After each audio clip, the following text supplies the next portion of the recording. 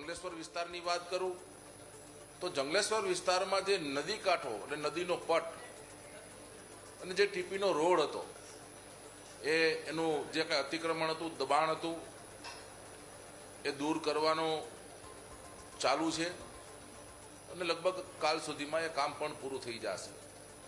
આ જે દબાણો હતા જે નદીના પટના, એમાં અત્યાર સુધીમાં રાજકોટ મ્યુનિસિપલ કોર્પોરેશને મારી પાસે હમણાં જે એમના તંત્ર પાસેથી માહિતી લીધી એ દરમિયાન અગાઉ 500 જેટલા લોકોને ત્યાં એના આવાસો આપવામાં આવેલા હતા.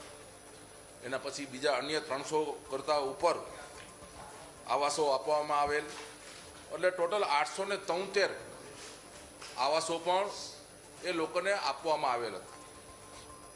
હજી જે કંઈ આ વિસ્થાપિતો છે એમને જે કાંઈ એમના ડોક્યુમેન્ટ્સ હશે એમને મળવાપાત્ર થતા હશે તો મેં પણ વિનંતી કરી છે કે એમને પણ નિયમ અનુસાર એને આવાસ આપવામાં આવે.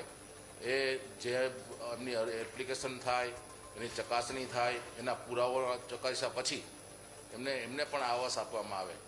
એટલે કોઈ ગરીબોને હેરાન કરવા એ ભારતીય જનતા પાર્ટી સરકારની નીતિ નથી.